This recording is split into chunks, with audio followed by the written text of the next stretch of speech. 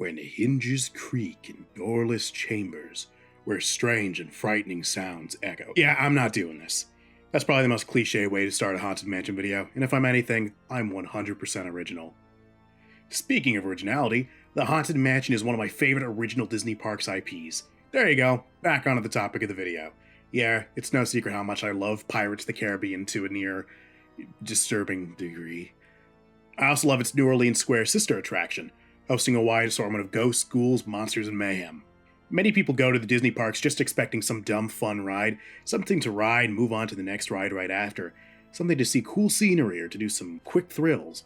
But most don't know that Disney parks always have deeper stories behind what you see at first glance. While Pirates of the Caribbean may be some slow-moving dark ride with some cool effects and animatronics showcasing some neat action set pieces, it's also a cautionary tale of greed that was so well crafted it became the basis of a blockbuster movie franchise. The same applies to many Disney attractions, be it the adventures of a small company of jungle navigators in the 1920s, or the story of a beautiful jungle planet healing from a long-past war against alien invaders. And, of course, the home of 999 happy haunts, the Haunted Mansion. So the question is, what is the story of the Haunted Mansion? Now, allow me to take you into the boundless realm of the supernatural. Let's start at the beginning. The Haunted Mansion is a seemingly abandoned antebellum plantation house in the outskirts of New Orleans. Or, is it a mansion in New England? Well, this is the first road bump in discussing the lore of the Haunted Mansion. There are two different versions of the ride, and that's excluding Phantom Manor in Paris and Mystic Manor in Hong Kong, since they're completely different stories being told. The two mansions in the California and Florida parks have the same stories at their core, but have plenty of differences while also overlapping a ton. I'll make sure to preface which one I'm talking about at all times. In Disneyland in California, the Haunted Mansion is located in the outskirts of New Orleans, and it seems the mansion was owned by somebody of a nautical background, as evidenced by the weather vane at the peak of the building. Could this have been a pirate who retired from his life of crime and settled on land? This theory could actually have some merit. Inside the Florida mansion at Walt Disney World lies a painting of a tall figure covered in kelp and sea stars, with a ghastly shipwreck in the background. Also, at the Florida version of the mansion, there's a large graveyard which houses many of the residents of the mansion, including a man named Captain Culpepper Klein, which seems to be the same character. Here floats Captain Culpepper Klein, allergic to dirt so he's pickled in brine. He braved the sea in all her wrath, but drowned on land while taking a bath. So, with this mariner, we see how the story is spread between the two mansions. Even though they take place in two different ends of the country, certain characters help tie them both together. Another example of this is with Madame Leota, the psychic spiritual medium of the mansion. Just like our dear friend, Captain Culpepper Klein, Leota's presence can be felt even before entering the mansion. At Disneyland, take a look to your right, and you'll see her Vardo, a wagon commonly associated with the Romani people, implying she was a traveling merchant in life. She sold her services of being a psychic medium, performing seances, crystal gazing, and casting spells. Her backstory was greatly expanded in Florida, where her tombstone reads, "Dear sweet Leota, beloved by all, in regions beyond now, but having a ball," which implies Leota was a prominent figure at the mansion beyond being a traveling merchant. She must have had some relation to the family that owned the estate. Along with this, there lies a store nearby called Memento Mori, owned by a Leota, which may or may not have been her home. The Florida version of the mansion also confirms that she was a witch who fled the Salem witch trials in the 1690s. So if we assume Captain Klein is a pirate, that would mean that he and Madame Leota would be active around the same time, as the golden age of piracy began only a few years after that. In theory, if they both arrived at the mansion around the same time, at the very least the mansion would have been well established by at least the late 1680s. But New Orleans didn't become an established city until at least 1718. Maybe the California version of the mansion was built before that, by early settlers. The canon gets really messy here. Continuing with the Florida version of the ride, we enter the mansion itself, where we see a portrait of a young upper-class gentleman slowly deteriorating before our very eyes, a perfect reflection of your brain cells while watching my videos. This gentleman is called Master Gracie, the supposed owner of the mansion. It's currently unknown how he died, however, he was buried with many of his family members, even his descendants. In the California version of the mansion, the aging portrait of Master Gracie is absent. The first ghost encountered by guests is the elusive ghost host. As seen in various portraits later in the ride, the ghost host is a tall, pale man with a crooked nose and long, messy hair who couldn't find his way out of the mansion, so he ended up hanging himself, taking his own life in an act of suicide. We can also assume that he was a madman, one who has committed murder, as he's sometimes depicted as holding a hatchet, and God knows what he does with that. Maybe he was a previous owner of the mansion, or maybe one of the residents, or he could have been yet another hapless guest of the deranged estate. As guests enter the famed stretching room, hanging above them are paintings of some of the mansion's guests as they appeared in their corruptible, mortal state. The individuals are Alexandra Nijikhov, Sally Slater, what appears to be Constance Hatchaway, and the Hobbs trio. Nijikhov was a public official and had a history of being a prankster, which eventually spelled his demise. Sally Slater was a tightrope walker, who died during a stunt involving an alligator. The Hobbs trio, Big Hobbs, Hobbs, and Skinny Hobbs, were notorious gamblers who were scared away from the mansion and into the bayou, where they played cards to determine who carried the others through some nearby mud to escape. And, sadly for Skinny Hobbs, he was the poor sucker with the task. Little did they know, it was actually quicksand, which spelled their demise. And we'll cover our dear friend Constance Hatchaway soon enough. In both versions of the mansion, the next major show sequence is a corridor lined with haunted paintings and cursed marble busts that follow you as you go by. The only major difference here is that in Florida, you enter the Doom Buggy before seeing any of this, while in California, you walk through the corridor to get to the Doom Buggy loading room. In the Florida mansion, guests pass through a corridor of portraits depicting a group known as the Sinister 11.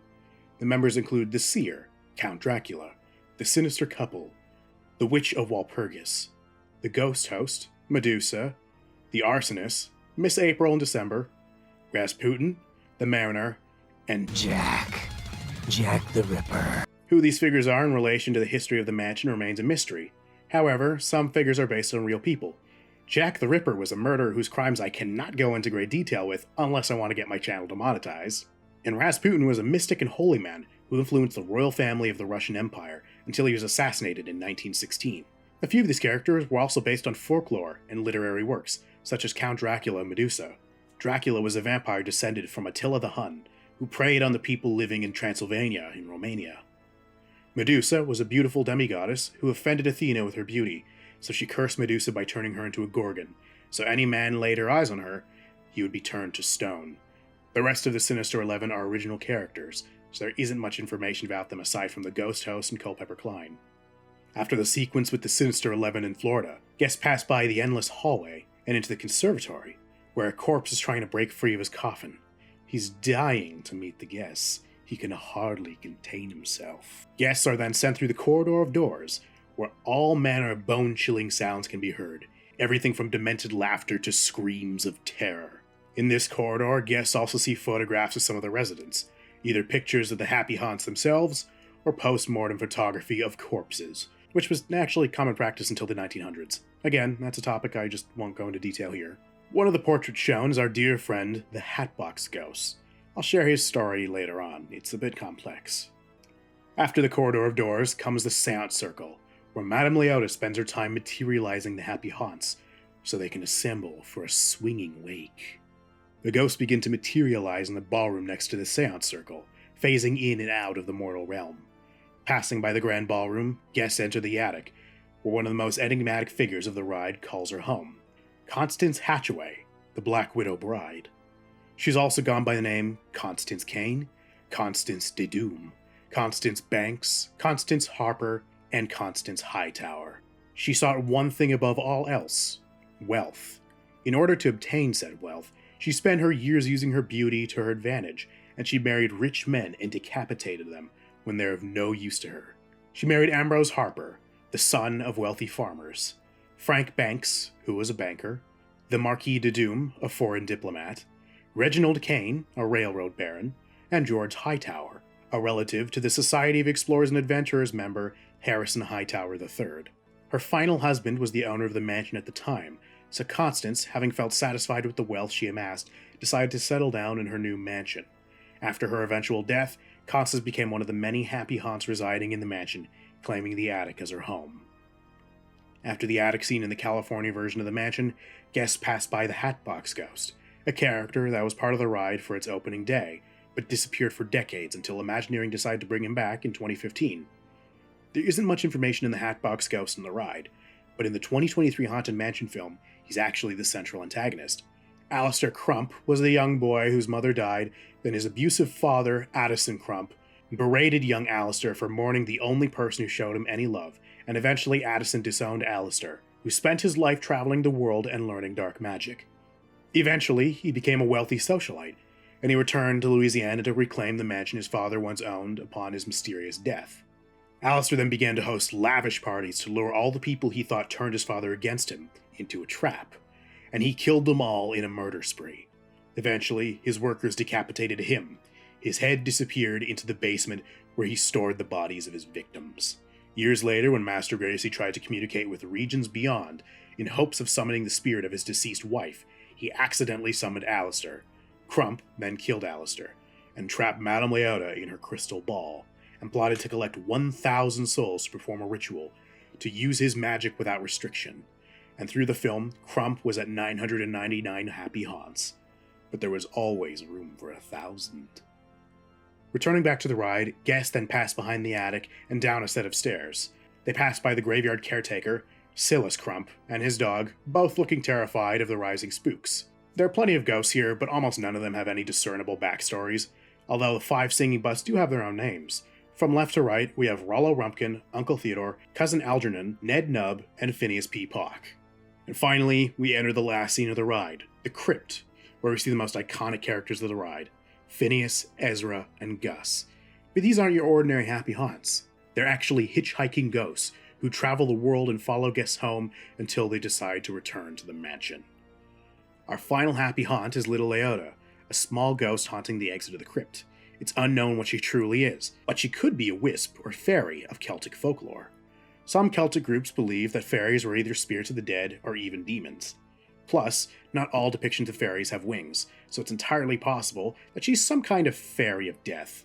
Wow, that actually sounds kind of metal. Anyways, with that, our tour of the Haunted Mansion comes to a close, and as of right now, we really don't know what Disney plans for the future of the mansion, outside of adding the Hatbox Ghost to the Florida version of the mansion, though it does seem like they'll plan on adding something new to the ride eventually. New ghosts? New plot lines? New effects? Who knows? But as it stands right now, the current version of the ride is a masterpiece that has standed the test of time as a Disney classic. Thank you all so much for watching. If you liked it, be sure to like and subscribe, comment down below. Who's your favorite character from the ride?